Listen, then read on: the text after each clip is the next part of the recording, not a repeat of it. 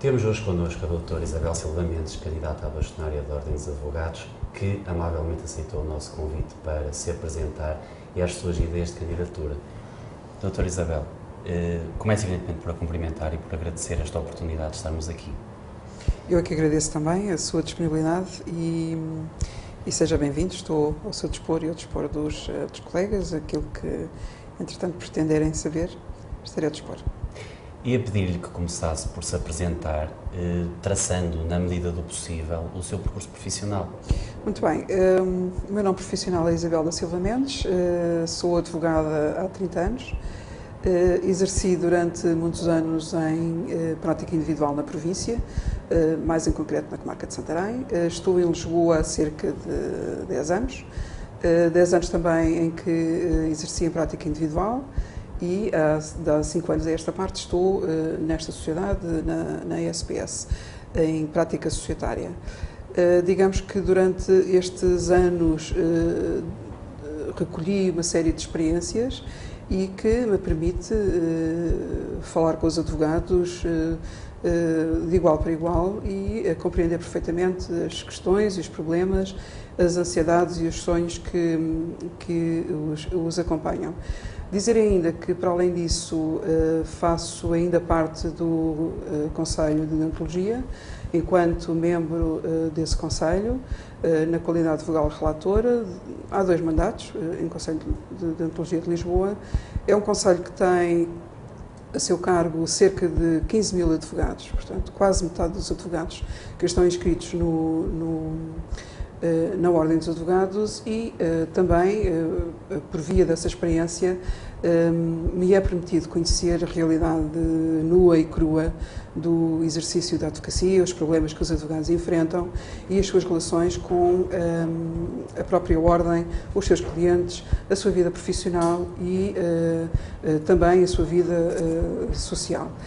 Para além disso, faço também parte dos júris de agregação dos advogados estagiários à Ordem, neste momento nas entrevistas, e que me permite, de há uns anos a esta parte, para além também de ter sido membro de júri da admissão dos auditores ao SERJ, e que me permite, de uma outra forma, não dos que já cá estão dentro, mas também dos que se candidatam à vida judiciária, quer como advogados, quer como juízes, o que é que os traz à vida de advogados ou de juízes, quais são os seus anseios, o que é que esperam desta profissão. Permite-me, assim, ter uma visão bastante alargada, diria muito alargada, do que é a vida do advogado, do que é a vida do judiciária e como é que nós, a Ordem dos Advogados, estamos integrados também na vida social.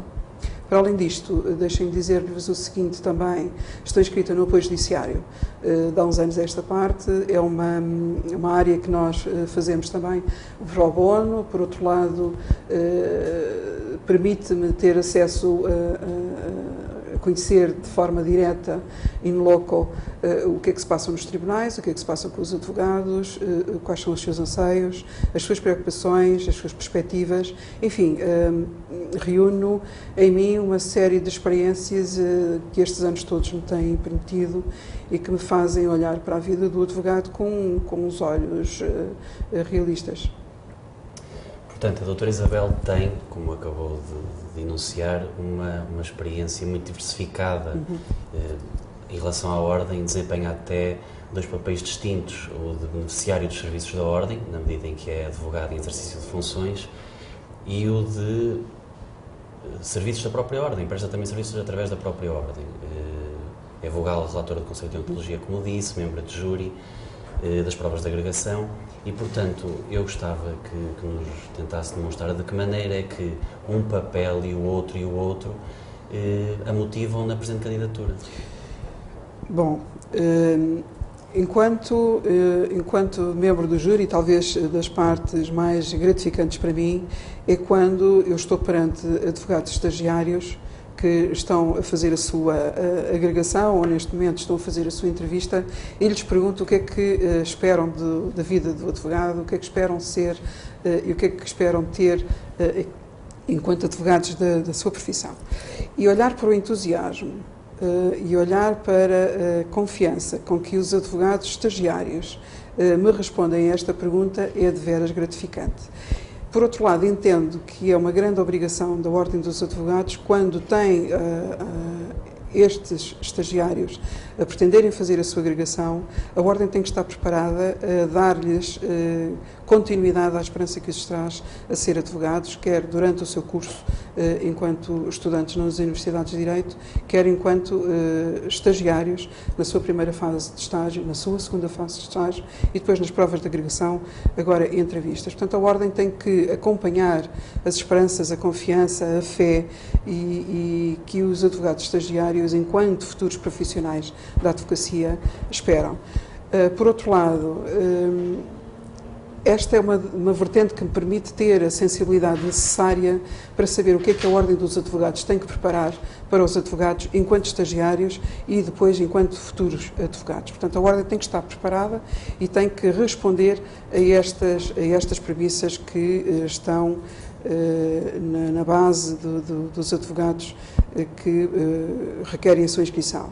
Por outro lado, enquanto vogal relatora, deparo-me com outra realidade, que já são aqueles advogados que estão instalados na sua profissão e que se deparam com enormes problemas. Problemas esses que, quer enquanto sejam levantados pelos seus clientes, quer perante os juízes, quer perante os próprios colegas, quer perante outros problemas que têm a ver com a sua profissão.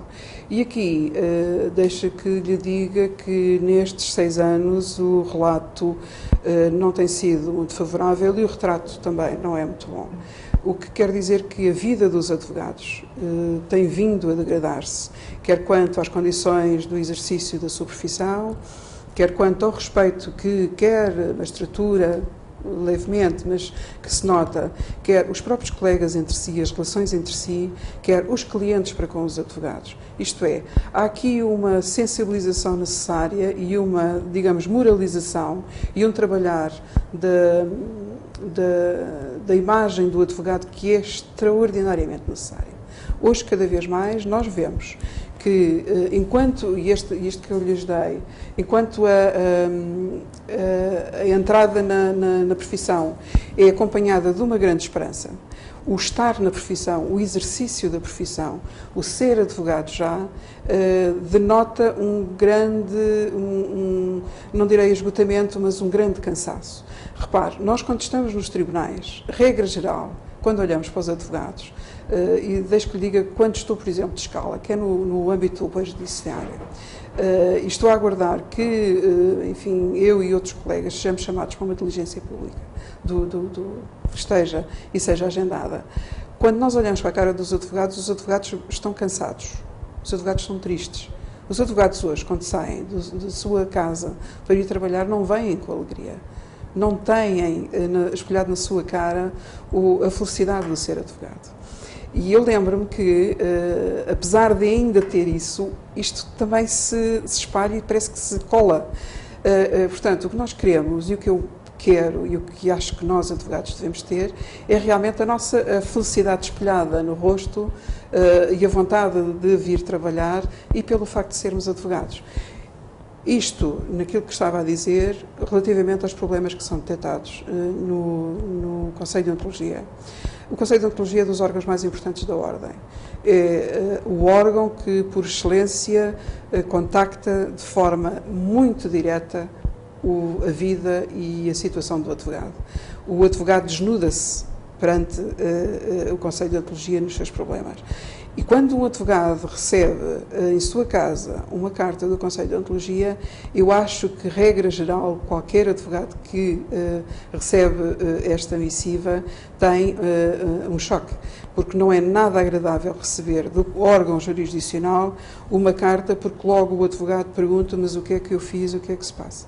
E este estigma não pode continuar em cima do advogado. Portanto, o advogado tem que estar liberto e tem que ter a certeza que, da parte da sua ordem, que a sua ordem não existe para o castigar, nem existe só para cobrar cotas, porque é isto que, se perguntar a qualquer advogado, é isto que o advogado diz: a ordem não me interessa para nada, porque a ordem só serve ou para levantar processos disciplinares ou para cobrar cotas. Portanto, isto para lhe dizer que, relativamente à minha experiência no Conselho de Ontologia, É uma experiência de veras triste, porque verifico aquilo que já referi, que é a falta de respeito muito grande por parte do público em geral, dos colegas também entre si, e como disse também de alguns elementos da magistratura, dos senhores funcionários, perante o advogado enquanto advogado. Como deve saber, há uns tempos a esta parte isto tem-se vindo a agravar, e é verdade que há advogados que dizem: no meu tempo isto não era assim. A relação entre os advogados era uma relação de muito respeito, independentemente de se pleitearem, independentemente de em tribunal termos partes contrárias, após, digamos, o pleito, após a discussão no tribunal, os advogados cumprimentavam-se, eram corteses e eram respeitadores. Hoje, efetivamente, isso já não se respeita. Por tudo e por nada, quase se apresentam queixas contra advogados no Conselho de Ontologia e, por tudo e por nada, qualquer cliente envia uma queixa também, uma participação para o Conselho de Ontologia, dizendo: o advogado não contestou como eu quis, o advogado ficou-me com dinheiro, o advogado não teve sucesso, portanto, como ele não teve sucesso, eu tenho o direito a receber aquilo que lhe paguei. Enfim, uma série de falta de respeito e de consideração, no meu ponto de vista, que existem hoje relativamente aos advogados, ao exercício da profissão. E é isto que eu penso que nós temos que reativar. É essencial, no meu ponto de vista, e eu como advogada falo, que é essencial que o nosso estatuto de advogado seja reabilitado. É importantíssimo. E isto, cada vez mais, nós vemos, quer nas redes sociais, quer em conversas com advogados, nós vemos que os advogados se sentem diminuídos na sua dignidade profissional. É muito difícil hoje um advogado vingar a sua qualidade enquanto advogado e ser considerado digno pelos cidadãos em geral. E este estado de coisas tem que mudar. Entende que muitos dos problemas que foi identificando, nomeadamente as frustrações dos estagiários, os problemas deontológicos dos advogados, têm uma relação direta com o estado de necessidade em que muitos dos advogados hoje em dia atuam por causa da questão económica? Há processos, com a experiência que tenho e que posso falar em concreto, há processos que são abertos no Conselho de Ontologia por 300 euros e 200 euros. Provavelmente essa é uma das razões. Não se justifica que um advogado, pessoa que é inteligente, pessoa que é séria, pessoa que é capaz, se deixe seduzir por 200 euros. Acredito que em muitos casos, ou por distração, ou por, enfim, porque muitas vezes as coisas não são assim como aparentemente parecem, mas deixe-me dizer-lhe que haverá uma situação ou outra que será justificada por essa situação. Isto é, pelo facto de haver um grande estado de necessidade. Já não é só estado de necessidade, um grande estado de necessidade. Deixe que lhe diga o seguinte: eu, por contas que fiz muito simples, hoje um advogado, para poder exercer a sua profissão, para poder sair de casa e dizer: estou apto para exercer a profissão de advogado, isto é, se existir um cliente que necessite de ajuda de acompanhamento, eu posso prestar os meus serviços. Esse advogado tem que ter, no mínimo por mês, entre 500 a 600 euros disponíveis. Isto é, para além daquilo que necessita para se alimentar, para se vestir, para pagar as suas despesas enquanto cidadão, nomeadamente empréstimo de casa, água, tudo o que é essencial para a vida das pessoas, enquanto advogado, sem contar com rigorosamente mais nada extra, o advogado tem que ter de parte 500 euros, 600 euros. E é muito fácil encontrar este valor. Adiciona-lhe o valor das SPAs, adicione-lhe o valor da cota, adicione-lhe o valor necessário para um título de transporte, já não estou a falar em carro, já não estou a falar em combustível, adicione-lhe o essencial para ter um telefone, porque hoje tem que ter o telefone e esse telefone tem que ter a internet para estar ligado. Enfim, se fizer estas contas, necessita, no mínimo, de ter 500 euros disponíveis. Tendo inclusivamente, não tendo escritório, mas tendo que pagar a sua domiciliação, porque é obrigatório, segundo os estatutos, ter um domicílio. Portanto, se fizer as contas a isto tudo, tem que ter 500 euros. Hoje, um estagiário sabe que quando fizer o exame de agregação à ordem, quando tiver a sua cédula, tem que ter no mínimo 500 euros para ser advogado. Agora, diga-me, quer na província, quer na cidade, hoje é extremamente difícil que no final do mês sobrem ao advogado 500 euros. É complicado. Não me parece que seja, enfim, sedutor a alguém que queira ser advogado pensar que tem que ter 500 euros para pagar para ser advogado. Não é de veras sedutor, nem é isto que se espera de uma profissão. É verdade que hoje nas cidades, provavelmente as grandes sociedades, e não direi as grandes sociedades, mas nas cidades haverá saídas profissionais que não haverão na província. E sem desprimor, obviamente, para a província, mas falo nisto porque também conheço a realidade da província. E enquanto, no meu exemplo, eu tinha uma informação, uma tableta na parede a dizer Isabel da Silva Mendes advogada e me iam bater à porta, era verdade. Eu hoje tenho sérias dúvidas que mesmo, enfim, tendo estes anos de profissão, tendo a experiência e se tivesse que retornar novamente para a província que isto acontecesse, porque estive há poucos dias em Santarém, onde foi feita a comemoração do Dia do Advogado. Tive a oportunidade de falar com colegas da comarca de Santarém, colegas meus conhecidos de há muitos anos e outros que estão lá há relativamente pouco tempo, há cerca de 10 anos, e a realidade já da província é completamente diferente. Os meus colegas de há 20 e de há 30 anos revelaram imensas dificuldades hoje para manterem não só os seus clientes, como inclusivamente para lhes poderem dizer que cobram 50 euros de consulta. Portanto, repare, hoje, para um advogado poder ser advogado, tem que pensar muito bem se efetivamente tem condições ou não para ser advogado e para ter este valor, pelo menos, disponível para poder pagar para ser advogado. Hoje paga-se primeiro para ser advogado e depois para criar uma certa carteira de clientes para que este valor seja diluído, não é fácil. Não é fácil. Falou nos jovens advogados, os jovens advogados não podem, pelo menos os estagiários não podem contar aqui em Lisboa, que é provavelmente onde se paga melhor, um salário acima dos 800 euros, 900 euros. Eu não tenho muitos colegas a receber acima de 1000 euros e pagam rendas à volta dos 400 euros. Se somarmos os 500 euros que a doutora Isabel falou para exercer a profissão, então, de facto, já não temos aqui qualquer margem para mais nada. Aliás, temos uma despesa superior à receita. Como é que isto se resolve na prática? Acha possível... será só o advogado que tem de cobrar mais pelos serviços? É a tabela de honorários que tem que ser atualizada? São as cotas que têm que baixar? Olha, eu creio, e esta candidatura também se justifica por ter propostas ousadas. E é realmente uma candidatura disruptiva em relação...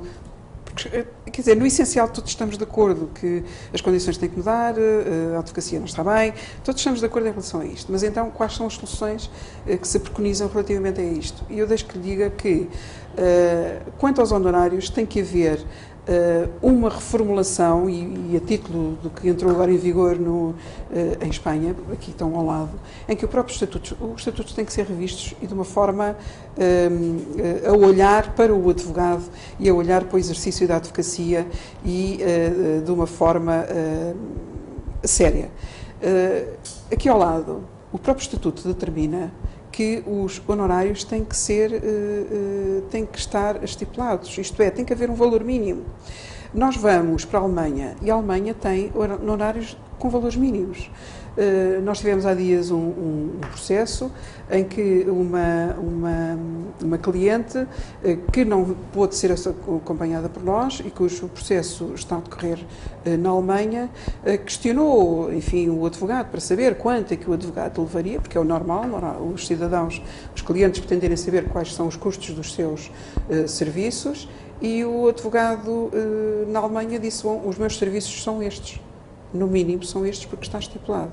Eu tive o cuidado de ver, e é verdade que na Europa os países têm, a nível dos seus advogados, o cuidado, e as suas ordens tiveram o cuidado de proteger os advogados. É isto também que eu pretendo fazer. Isto é, a ordem tem que ter um papel ativo na determinação e acompanhamento desta matéria relativamente aos honorários. apesar de haver esta liberdade, porque estamos numa profissão liberal, e da liberdade, enfim, de concorrência entre os advogados, não deixa de ser importante determinar o valor mínimo dos advogados. E isto porquê? Dos serviços prestados. Para permitir que os advogados não caiam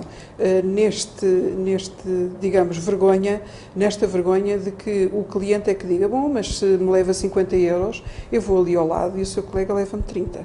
Portanto, nós advogados, não podemos estar na mão dos clientes e os clientes a dizerem o que é que qual é o valor dos nossos serviços. Isto é o advogado que sabe qual é o valor dos seus serviços. É o advogado, cada advogado é que sabe quanto é que custa a hora do seu trabalho. Mas, por outro lado, não deixa de ser importante que, no mínimo dos mínimos, tenha que estar determinado ou indicado qual é que é o valor que os advogados devem levar. Esta foi uma das problemáticas que foi abordada em Santarém e todos estamos de acordo, todos os advogados com quem eu falei, todos estamos de acordo que tem que haver um valor, tem que existir um valor indicativo. Todos os advogados com quem falar lhe vão dizer isto. É verdade que há uns anos houve tabelas indicativas, é verdade. E é verdade que há uns anos houve um parecer do Conselho Superior que veio dizer que não pode ser, que é ilegal e que não podem existir estas tabelas. Contudo, vamos perguntar aos advogados o que é que os advogados querem. Vamos perguntar aos advogados o que é que eles consideram que é melhor para o exercício da sua profissão, para regulamentar este exercício em prol também de todos os advogados. E eu tenho a certeza que todos os advogados são a favor de que têm de existir valores indicativos mínimos dos valores a prestar. Como é que nós iremos trabalhar esta medida? Iremos encontrar o caminho. Contudo, o princípio é este e, se assim for, nós, advogados, não vamos cair na vergonha de ser o cliente a dizer o quê? Leva 10 euros à hora, mas isso é muito caro. Se quiser 5 euros, pague-lhe 5 euros. Se não, vou bater ali ao lado ao seu colega. Nós advogados, não podemos cair nestas situações. Disse que a concorrência devia existir entre advogados de uma forma leal, mas hoje em dia os advogados não concorrem só entre si. Também há uma série de outras entidades que praticam os atos que antes eram atos próprios do advogado, portanto eram atos que só eles podiam fazer. O que é que entende poder fazer relativamente a isto? Os advogados próprios dos advogados, só os advogados é que os podem praticar. Quem praticar atos próprios de advogados não sendo advogado incorre no crime de procuradoria ilícita. Portanto, eu penso que quanto a isso é muito claro que só os advogados é que podem praticar atos próprios de advogados, porque são próprios e são dos advogados. Agora, o que existe são, efetivamente, diminuição dos atos próprios dos advogados. O que ocorreu e que está ainda em vigor é que existem outras entidades que praticam os mesmos atos que os advogados podem praticar. E sim, é verdade. Isto veio diminuir em muito a área de atuação dos advogados. Falamos dos inventários, falamos dos divórcios, que antes os advogados é que tratavam destes processos junto dos tribunais e ficaram para outras entidades. Entidades estas que não têm a formação adequada e necessária e o próprio à vontade para trabalhar estes processos. E o que é que faz? Faz com que estes processos estejam demoradíssimos, quer nas conservatórias, quer nos cartórios notariais, porque vão ficando para trás e não existe nenhuma forma de fazer com que os advogados vejam estes processos a andar. Mas, realmente, houve outros atos que os advogados puderam praticar, nomeadamente os reconhecimentos, a elaboração de contratos. Mas não é por aqui que os advogados vão ganhar mais dinheiro e vão prestar mais serviços. Portanto, e existem agora a pressão da entrada efetiva dos solicitadores no âmbito do apoio judiciário. Enfim, onde os solicitadores estiverem, os advogados podem estar. Portanto, o advogado pode sempre mais do que o solicitador. E se o advogado pode sempre mais do que o solicitador, e obviamente com todo o respeito que eu tenho por todas as outras profissões que me merecem, onde pode estar um advogado, então é o advogado que deve prestar esses serviços, porque obviamente está melhor qualificado, temos que dizer isto. Teve uma formação académica muito mais completa, teve o seu estágio profissional e, portanto, obviamente que um advogado está muito mais habilitado para tratar destas questões do que um solicitador, um agente de execução. Enfim, o agente de execução tem competência noutras matérias, mas obviamente que se, por exemplo, um administrador de insolvência, o advogado, regra geral, pode tudo.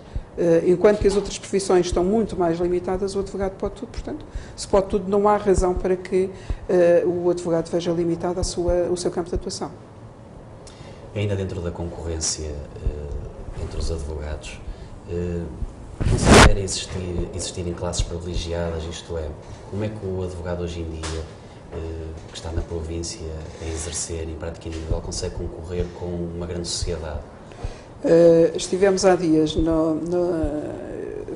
estive num painel na Law Summit, na Católica do Porto, em que um dos temas era exatamente esse, em que se abordava essa temática, essa diferenciação, e repare, não era já a nível dos advogados em prática individual ou de província, mas já era entre sociedades, portanto a outro nível, entre as sociedades do Norte e as sociedades do Sul. Portanto já se coloca essa diferenciação. Agora, a advocacia tem sempre lugar em qualquer espaço. A advocacia, o advogado de província não é menos que o advogado da cidade. O advogado em prática individual não é menos do que o advogado em prática societária. Existe lugar e existe sempre forma do advogado poder exercer a sua atividade, porque também existe procura destas diferentes formas de prestação. Isto é, existem obviamente situações e clientes que requerem uma maior especialização, um maior conhecimento, enfim, uma maior estrutura, e então cá estão os advogados em prática societária.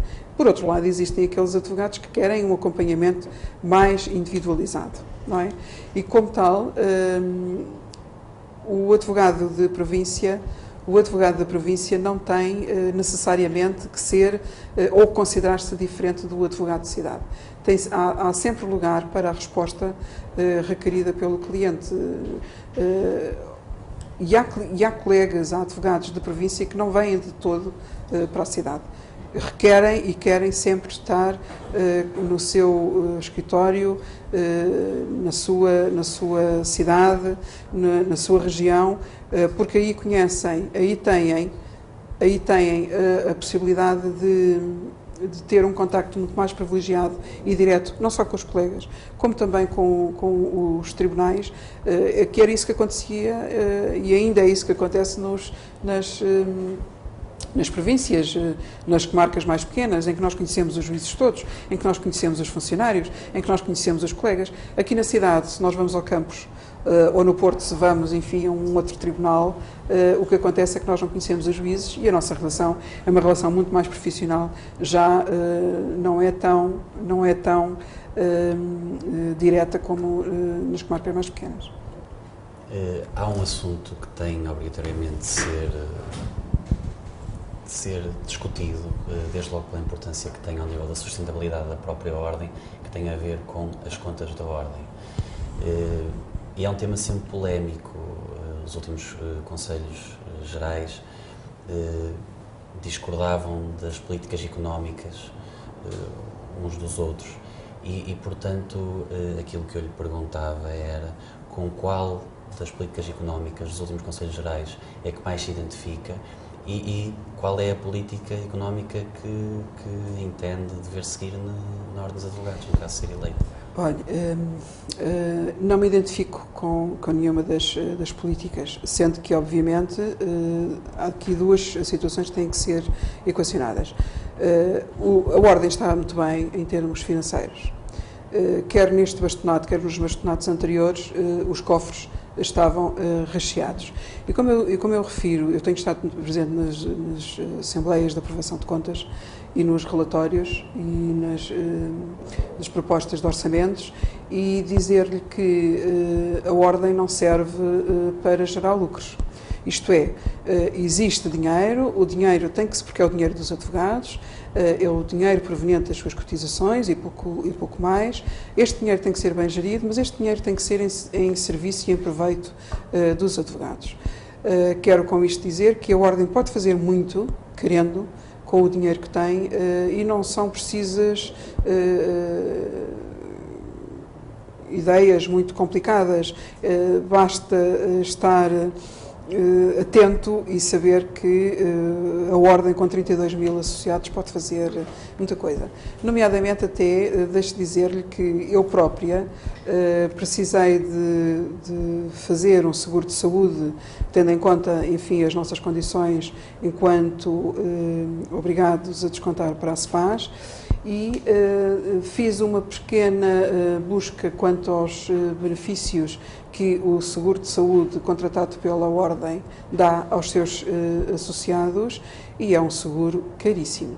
Quero com isto dizer que a Ordem pode perfeitamente negociar um seguro de saúde complementar para nós, advogados, a preços perfeitamente compatíveis com os do mercado. Quero dizer-lhe que a diferença que encontrei entre a análise que eu fiz deste seguro de saúde, que a Ordem tem contratado para os associados da Ordem, e aqueles que existem no mercado, há uma diferença entre 300 e 200 euros. Para mim, que tenho 56 anos e que pretendo uma cobertura de assistência de saúde, dentes, estomatologia, óculos, portanto, tudo o que é normal para nós em termos de saúde, saudáveis para esta idade. Há uma diferença entre 300 e 200 euros. Não se justifica que a Ordem tenha este seguro de saúde contratado para os seus associados. Pode fazê-lo muito melhor. E repare, isto é simples. Por outro lado, há uma ideia muito curiosa que nós temos, muito interessante, que é lançar um seguro de justiça. E o que é que vai ser este seguro de justiça? Vai ser um seguro comparando com o seguro de saúde, isto é, contrata-se este seguro com uma seguradora. Quem tiver este seguro e tiver uma situação qualquer que fique enquadrado no âmbito dessa apólice, pode recorrer aos serviços da Ordem ou com quem a Ordem tiver feito protocolo. Portanto, isto é um seguro de saúde. É uma coisa muito simples. Como vê, não é preciso gastar-se muito dinheiro, mas permite que o cidadão que tenha este seguro contratado recorra depois aos serviços de advogados devidamente credenciados e que prestem este serviço. Portanto, serviço que pode ter uma bolsa de advogados, pode ter um protocolo celebrado com várias entidades e que permitem que o cidadão com este seguro tenha acesso aos serviços e, enfim, com garantia de credibilidade e de rigor, de transparência, enfim, devidamente certificada. Como vê, isto são medidas que não são medidas nada complicadas. Portanto, um advogado que que tenha as suas contribuições com a Ordem em dia, pode perfeitamente usufruir desta organização, de toda uma série de serviços que a Ordem possa contratar com outras entidades e que lhe tragam benefícios, quer benefícios em termos de saúde, nomeadamente uma das coisas que nós também entendemos que é extremamente necessário e execuível. Eu lembro-me que quando estava em Santarém, quando tinha o meu escritório em Santarém, que se eu quisesse ter acesso a um médico da Caixa, da Ordem, da SEPAS, eu teria que me deslocar a São Domingos. E eu achava extremamente injusto. E quem digo eu, Santarém, que na altura, enfim, 1 hora bastaria para estar cá, colegas do Porto não tinham também isto, ou colegas de Coimbra, ou colegas de Faro. É injusto. Ou colegas da Madeira e dos Açores. É muito injusto. Portanto, cada colega tem o direito de poder ter ao seu dispor um médico de segurança social. E o que é que custa à Ordem? O que é que custa ao orçamento da Ordem contratar um médico para estar em pontos essenciais para poder estar acessível esse médico ao advogado através de uma consulta, seja para passar uma receita, seja para passar uma credencial, seja para o que for. Portanto, um médico uma vez por semana ou 2 vezes por semana para estar disponível, quer nos conselhos regionais, seja onde for que depois se contrate, ao dispor do advogado, o que é que isto custa à Ordem? E isto é tão simples. E isto eu se quero uma credencial para, e eu falo como mulher que preciso neste momento de fazer os chamados check-ups, que é uma ecografia mamária, análises, enfim, gerais, tudo isto, uma TAC, por exemplo. Se eu precisar desta credencial, eu vou aonde? Eu tenho que estar à espera da Segurança Social para marcar uma consulta no médico de família. O que vai acontecer é que o médico de família, que já me aconteceu, vai-me perguntar: mas para que é que precisa disto? E eu disse: bom, eu fui à médica do hospital e ela disse-me que eu vou precisar de fazer estes exames. E ela diz: bom, mas eu acho que não precisa, portanto, se não precisa, não lhe vou passar a credencial. Agora, repare, como é que, entre os dois médicos que têm este problema, mas eu que necessito fazer estes exames, estou sujeita à discricionariedade do médico da Caixa, da Segurança Social, para me ser prescrito ou não estes exames médicos que são considerados essenciais. Esta medida tão simples, havendo um médico que esteja contratado e ao serviço dos advogados, o que tem a fazer é passar estas credenciais para que os advogados se dirijam aos respectivos serviços para fazerem estes exames e paguem só e apenas aquilo que têm a pagar como se pagassem na Segurança Social, o que é um valor completamente diferente do que mesmo tendo o seguro de saúde. E deixe-me dizer, por exemplo, a nível das análises, se eu fizer enfim, todas as análises possíveis e imaginárias, eu sou capaz, por todas as análises, de pagar 12,50 €, enquanto que se tiver que pagar com o seguro, mesmo o seguro de saúde, essas mesmas análises ficam em 70 e tal euros. Isto é verdade, isto é real, porque eu fiz estas análises há relativamente muito pouco tempo e é este o estudo e o exemplo que lhe posso dar muito em concreto. O que é que a Ordem pode fazer em termos do seu orçamento e em termos do dinheiro que gera e que pode gerir ainda melhor a favor dos advogados? É, por exemplo, isto. É ir de encontro às coisas muito simples do dia-a-dia do advogado, das suas próprias necessidades e fazer, articular digamos, o dinheiro que tem com entidades que possam prestar serviços diretos aos advogados. Mais, pode poupar. Como é que pode poupar? Portanto, é não gastar. Pode não gastar evitando o grande despesismo que tem, no meu ponto de vista, em termos de funcionamento. Hoje não se justifica e cada vez mais é necessário atender-se à evolução tecnológica.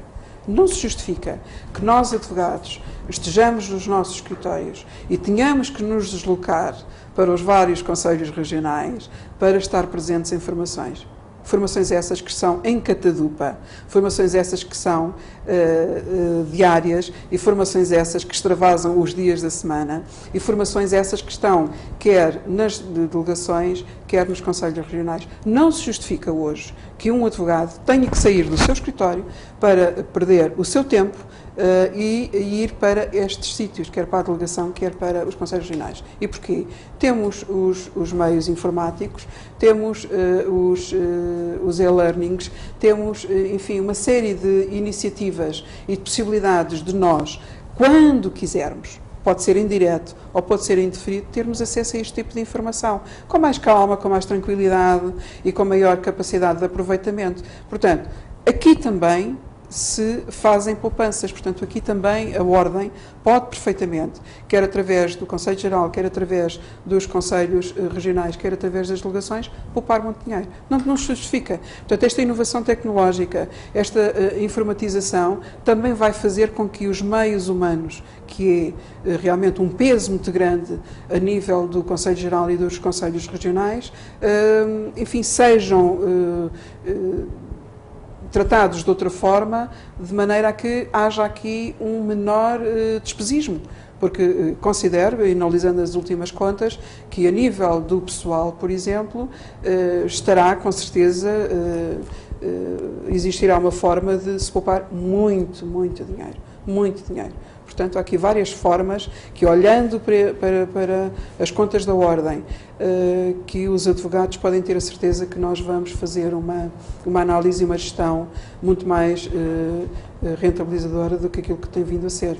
Portanto, qual é a diferença entre a minha posição, a minha forma de olhar para isto e os outros Conselhos Gerais, estão aqui alguns pontos e é não gastando, pelo contrário, é poupando e, por outro lado, utilizando em benefício dos advogados, criando, enfim, aqui uma série de soluções que são perfeitamente execuíveis, que são muito simples e que vêm de encontro àquilo que o advogado precisa no seu dia-a-dia e que pode perfeitamente rentabilizar os dinheiros que tem nos cofres. Há bocadinho acabou por não responder concretamente à questão das cotas, mas agora apresentou uma série de outras vertentes onde a Ordem dos Advogados pode utilizar de facto o dinheiro que vai sobrando e que é público, que sobra. Relativamente ao SEPAS, tem alguma ideia do que poderá fazer? Existe aqui um pequeno problema com o SEPAS, as contribuições são muito elevadas, as reformas ao longo dos anos vão diminuindo. Como é que se combate isto? Falo também com o meu caso particular, sabe? É que eu não sei o que é que vai ser o meu futuro em termos das minhas contribuições. As contribuições que já fiz durante estes 30 anos para a SEPAS, tendo em conta que a sustentabilidade da SEPAS tem uma previsão de 15 anos, quer dizer que eu daqui a 15 anos não vou ter reforma. O que é que se passa em relação aos advogados? Em relação aos advogados existe um grande desconforto e uma grande desconfiança quanto a este sistema. Isto é, o que é que eles entendem? Os advogados entendem que a SEPAS só existe para cobrar estas cotas e que não tem qualquer retorno. Isto é, não visualizam qualquer vantagem em estar a descontar para a SEPAS, e porque a SEPAS é obrigatório, uma vez que, comparando com o regime, por exemplo, social, da Segurança Social, contabilizando os valores que, hipoteticamente, cada um dos advogados recebe, pois teriam de pagar muito menos. Este tema é um tema que tem que ser muito bem falado com os advogados têm que ser esclarecidos e os advogados têm que ser chamados a esclarecer-se também. Isto é, a SEPAS é um sistema de pensões, não é um sistema assistencialista, e a confundibilidade que os advogados têm é este desconhecimento, isto é, pensam que a SEPAS é a mesma coisa que a Segurança Social e reivindicam da SEPAS as mesmas condições que a Segurança Social lhes daria caso estivessem inscritos também e a descontar para este sistema social. É evidente que a Segurança Social tem vantagens, mas também tem desvantagens. A SEPAS tem vantagens, mas também tem desvantagens. O que é necessário? É necessário que os advogados, de uma forma muito séria, olhem para isto, verifiquem quais são os prós e os contras e sejam chamados a pronunciar-se de uma vez por todas qual é o sistema que querem.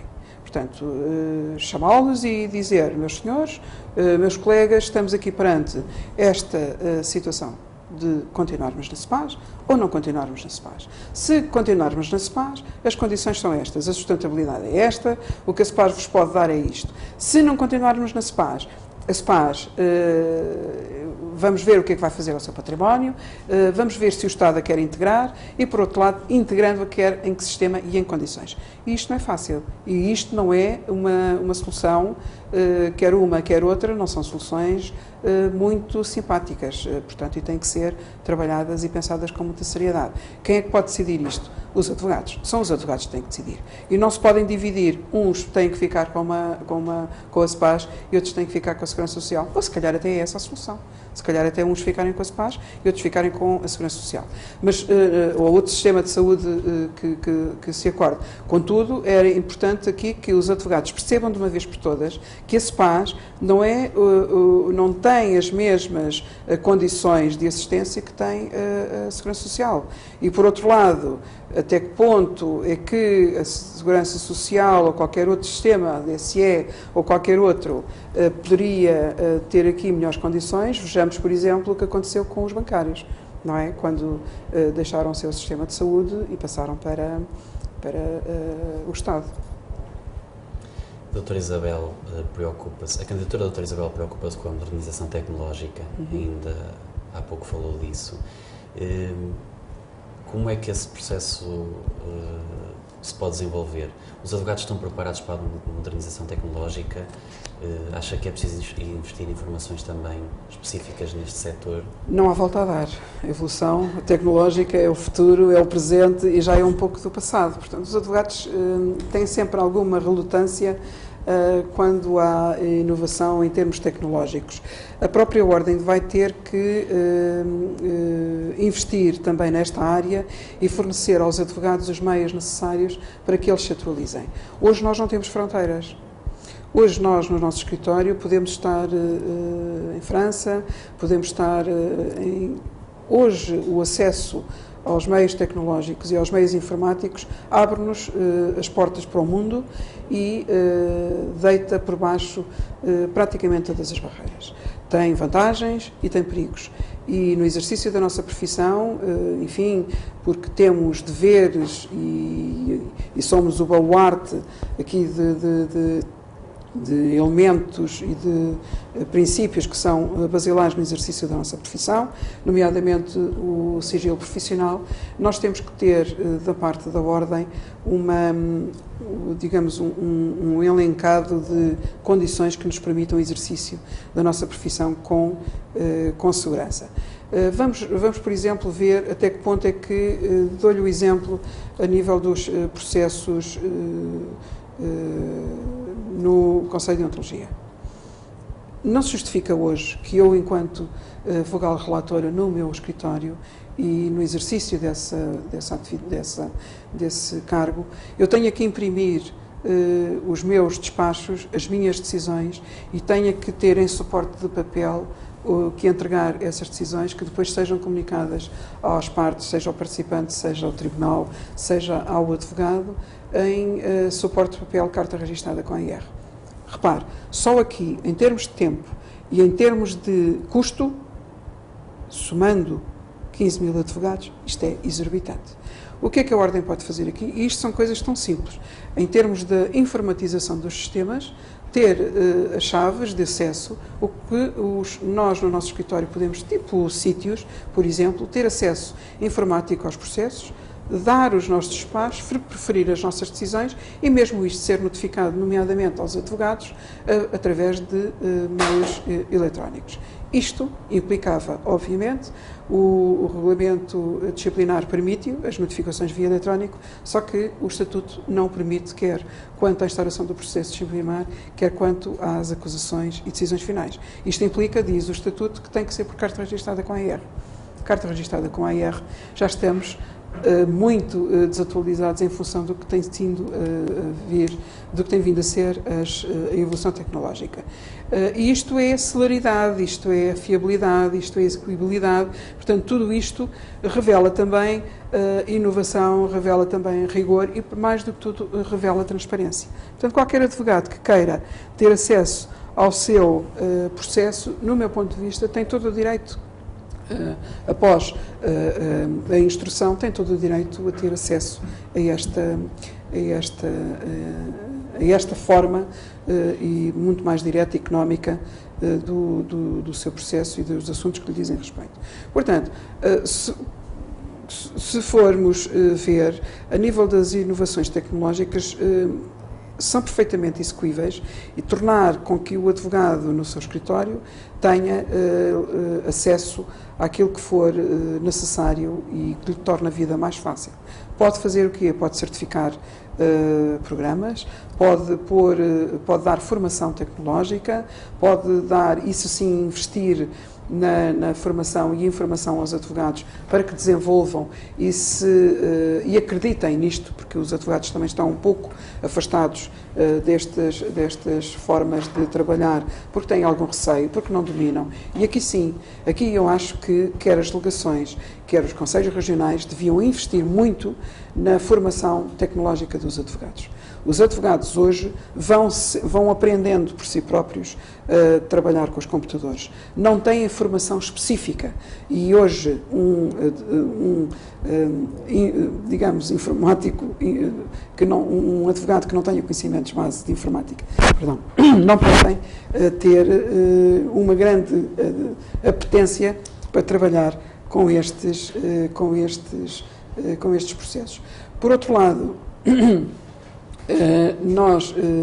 Há aqui uma situação que é a Ordem também pode evitar, com a fomentação da preparação dos advogados a nível de criação de vários programas e criação de vários cursos a este nível, da própria especialização dos advogados a vários níveis. Repare, hoje estamos em Portugal, estamos sujeitos a que hajam advogados de outros países que venham exercer a sua profissão cá. Não existem fronteiras. E como é que vêm exercer cá a sua profissão? Através, enfim, de outros escritórios, não de forma direta, mas através de outros escritórios. Vêm advogados de Espanha, vêm advogados da Alemanha, e isso implica que os advogados de cá se vejam confrontados com outro tipo de concorrência. Por outro lado, temos que nos acautelar relativamente à chamada uberização da justiça, ou uberização dos advogados. Isto é, são tantos que podemos cair na tal situação que lhe falei há pouco, de haver tanta liberalização e tanta concorrência nos serviços que são prestados pelos advogados que provoquem esta uberização, no sentido de, a nível informático e a nível da internet, se procurar quem são os advogados mais baratos. Isto implica que a própria Ordem também tem que acautelar, não só a nível da publicidade, a nível da informação e a nível da formação dos próprios advogados, quer quanto à sua própria profissão, quer também quanto à forma como exteriorizam e publicitam esses serviços. E isto, a Ordem tem aqui um papel extremamente interessante e muito importante nestas matérias. Ainda a propósito da modernização tecnológica, a doutora Isabel já deu o exemplo quando, creio que foi este mês, lançou nos seus canais de comunicação o Espaço do Advogado. Em que é que consiste este projeto e como está a correr? Ora bem, está a correr muito bem.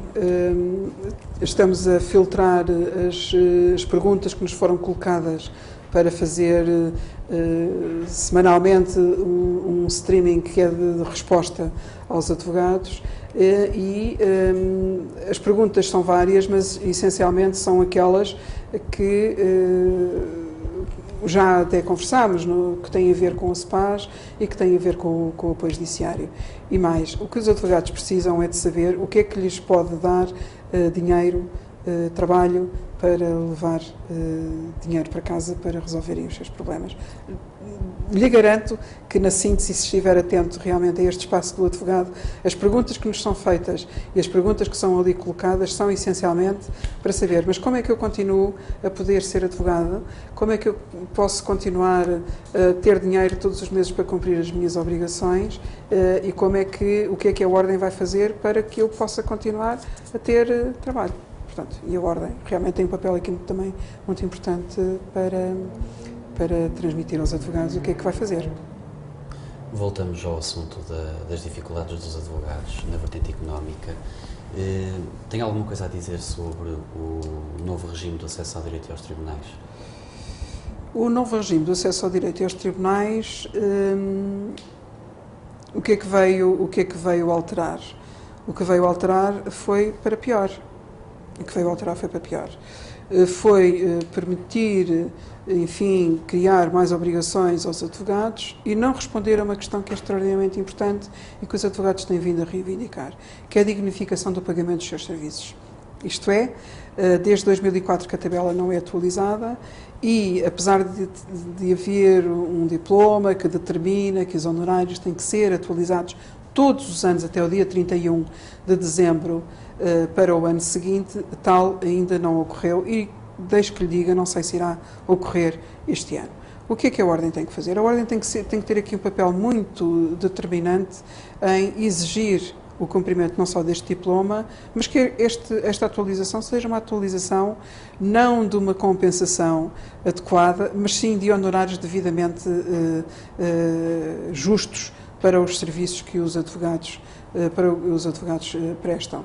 O que é que aqui há de novo a nível do apoio judiciário? A nível do apoio judiciário é a efetiva, pelo menos parece-me, entrada dos solicitadores no exercício de prestação de serviços no âmbito do apoio judiciário. Se houver lugar, como eu lhe disse também, à prestação de serviços por solicitadores, melhor haverá para os advogados, pois se os solicitadores podem, então os advogados podem ainda muito mais. Mudando agora de assunto, considera existir alguma incompatibilidade entre o exercício da advocacia e o político? O exercício da advocacia político.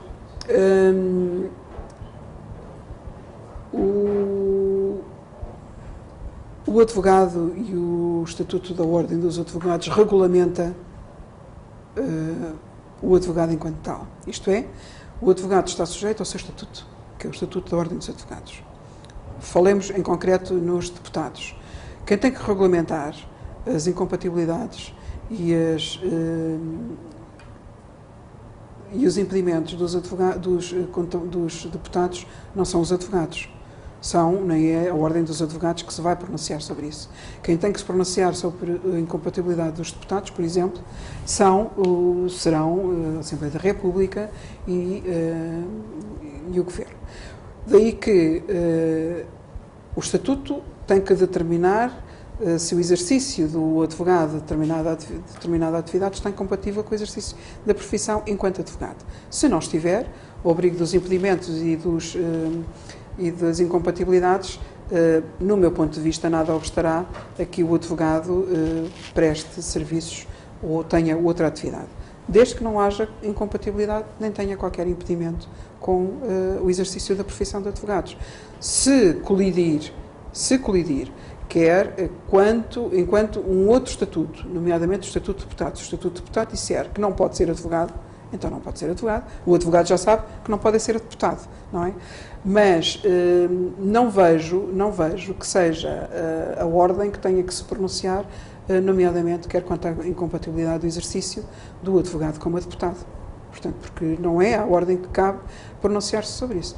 Agora, é evidente que por trás disto muitas coisas surgirão e aquilo que eu acho é que, para além de ser, tem que se parecer. Portanto, nós, advogados, temos que ser isentos, nós, advogados, temos que oferecer a maior credibilidade, o maior rigor, a maior transparência e, para isso, nós temos também que fazer com que quem olha para nós enquanto advogados no exercício da nossa profissão veja em nós, enquanto advogados, isso mesmo. Se levantar qualquer dúvida quanto a esta isenção, que é o que aqui pode estar em causa, então devemos pensar também nisto. Agora, obviamente, também não se pode restringir isto aos advogados, não é? Porque nós temos outras profissões que também estão a exercer cargos políticos e que esta questão não se levanta. Não é correto e não é justo que nós, advogados, estejamos debaixo da espada e outras atividades também não, quer dizer, não é? Porque não é correto. Daí que diga que não será a Ordem que deva aferir deste impedimento ou desta incompatibilidade para o deputado, e sim a Assembleia da República que tenha que se pronunciar sobre isto. A Ordem de pronunciar-se-á é se o advogado estará ou não a exercer de uma forma cabal, de uma forma independente e de uma forma como determina o Estatuto, a sua profissão enquanto advogado. Havendo aqui incompatibilidade ou impedimento, então aqui a Ordem atuará. Voltando aos aspectos de motivação da candidatura, considera que o facto de ser mulher é determinante, é importante, isso influencia de alguma maneira, sendo que tem uma missão social por isso? Sem dúvida, sem dúvida. Aliás, porque são ainda as mulheres que são mães e hoje estão inscritas na Ordem, em termos dos advogados, mais de que 52% são mulheres. Isto é significativo. Também não é por acaso que nós, numa audiência, nos encontramos com magistradas e que nos encontramos com funcionárias e nos encontramos com advogadas, na sua maioria. Quer isto dizer que se justifica perfeitamente que haja uma candidatura feminina. Obviamente que esta candidatura não é uma candidatura para as mulheres advogadas, é uma candidatura para os advogados. E nos advogados, quando eu falo em advogados, falo nos advogados e nas advogadas. E porquê? Porque me parece que, havendo uma bastonária, o olhar dessa bastonária para os problemas do feminino é um olhar diferente. Não deixemos-nos de rodeios e é um olhar diferente. Quem olha para os problemas das advogadas mulheres e também para os problemas dos advogados homens, nomeadamente no que concerne à maternidade, no que concerne à doença, no que concerne à incapacidade para o exercício da profissão, é um olhar diferente. E como tal, justifica-se mais do que tudo hoje, por estas razões e mais algumas, a existência de uma candidatura no feminino, de uma candidatura à bastonária. Quais são os apoios desta candidatura? A candidatura, não vou dizer, mas é uma candidatura que tem tido apoios, deixe que lhe diga, que me surpreenderam muito, se calhar não deveria ter surpreendido, mas que me surpreenderam muito, a nível de advogados, jovens advogados, que se sentem muito entusiasmados connosco, com aquilo que nós preconizamos e que se sentem muito atraídos pelo facto de poderem trazer para esta candidatura ideias novas e eles próprios poderem investir e estarem ativos. Deixo que lhe diga também que temos colegas, enfim, de várias sociedades e sociedades também, vários colegas de renome que acreditam que é necessário trazer uma ideia fresca e sair daqueles lugares comuns que têm sido a ordem até esta altura. Por outro lado, também temos vários colegas que, tanto na cidade como nas cidades como nas províncias, inclusive Madeira e Açores também, que se mostram bastante cativados com aquilo que nós preconizamos e tanto mais que esta é uma candidatura que não tem ainda o seu programa fechado. E não tem o seu programa fechado de propósito, porque ao agregarmos várias ideias, várias experiências, várias idades, fazemos com que esta que seja uma candidatura global, seja uma candidatura transversal, que tenha candidatos nas nossas listas de várias idades, como já referi, desde que cumpridos o que está estatuído nos estatutos, e portanto temos aqui, em termos de apoios e em termos de ideias e de composição de listas, uma diversidade de apoiantes e de entusiastas advogados que fazem com que realmente eu olho, falou-me nisso e fiquei logo com um sorriso no rosto, porque realmente me entusiasma a prosseguir este desafio, que é um desafio e que implica, obviamente, uma capacidade de entrega muito grande. Mas, obviamente, que não será só por mim, porque se não tivesse estes colegas ao meu lado, que não estaria a falar consigo com este sorriso no rosto, porque me sinto bastante motivada e acompanhada por eles. Pretende destacar mais algum aspecto da candidatura, deixar alguma mensagem especial aos advogados? Quero deixar uma mensagem aos advogados, que não é especial, é a minha mensagem. Eu tenho muito orgulho em ser advogada, quero continuar a ter orgulho em ser advogada e quero que todos os advogados tenham orgulho em ser advogados. É para isso que esta candidatura existe, pensar nos advogados e é para todos os advogados. Quero assim convidar todos os advogados, meus colegas que estejam na província, que estejam na cidade, em qualquer tipo de prática, a vir ter connosco, a vir ter comigo, através do Espaço Advogado, através dos meios que nós temos ao dispor, que esta candidatura tem ao dispor, no Facebook, na internet, através do nosso site. Utilizem o Espaço Advogado para nos dar os vossos inputs, para nos transmitir as vossas preocupações. O que esta candidatura quer é ser a vossa voz, a voz das vossas preocupações, ser também a vossa voz na procura das soluções. Eu estou aqui, estou muito feliz por estar aqui convosco e quero ser a vossa voz, quero ser os vossos ouvidos e quero contar convosco para que esta candidatura seja uma candidatura transversal, seja uma candidatura atual, seja uma candidatura de futuro e que traga soluções para a nossa profissão. E eu falo em nossa porque eu sou advogada, incluo-me, eu estou ao vosso lado e quero continuar a merecer a vossa confiança confiança, não só dos que estão, mas também daqueles que estão para vir para esta candidatura.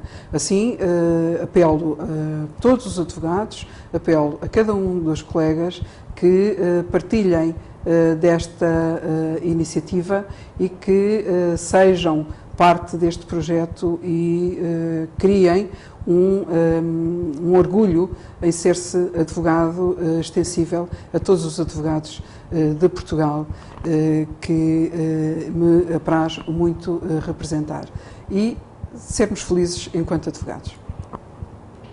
Muito obrigado. Obrigada também. Então terminamos. Foi de facto um prazer estar aqui. E o prazer foi meu.